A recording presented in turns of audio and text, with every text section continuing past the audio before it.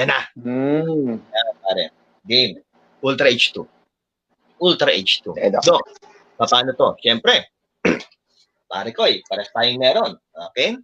Kiniklik lang ng 2 beses, magrara ng 5 minutes, magpuproduce na po siya ng molecular hydrogen. Okay? Now, ano po yun, Doc? Okay. Explain natin mabuti. Okay, ito po yan.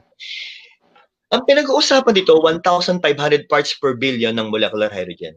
Brother Jason, 2 years ago, nung meron tayong anniversary ng ating company, ng ating magandang kumpanya na Empowered Consumerism, okay? Sa Philippine Arena. Okay, ito yung in-explain, lalo nung Academy, yung nag-demo nito, very confident.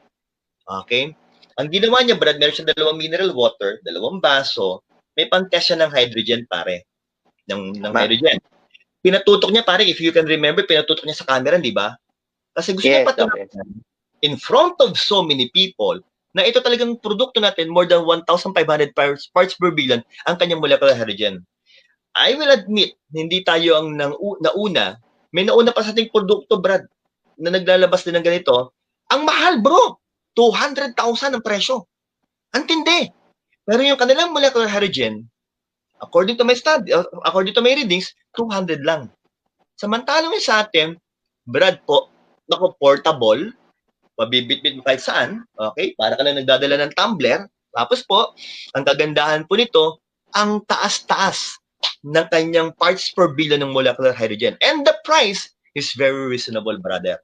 So, ang word, Brother Jason, ito, huwag nilang kakalimutan, turns potable water into super antioxidant water. Okay? Iba! And bro, some doctors, yung ibang produkto, pag herbal, di ba, medyo negative sa iba. Pero dito, kahit po doktor, palagay ko naman po, hindi nakokontra. Bakit po? Tubig na po ito.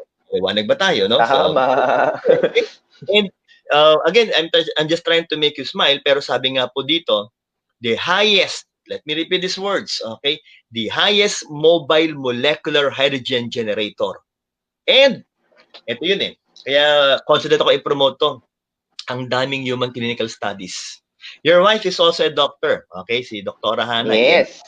Ang mga doktor, when we promote products, when we promote medicines, talaga namin merong human clinical studies. And I will assure the leaders of Empowered Consumerism worldwide, ito pong ating produktong molecular hydrogen Ultra H2, napakarami po talagang human clinical studies. And again, Japan and South Korea ang kombinasyon, okay, ng gumawa ng ating produkto. Yun yung pare. Galing.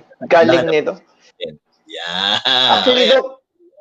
Actually, Doc, nung nandun ako sa Korea last year, nakita ko to, may mga ganito eh.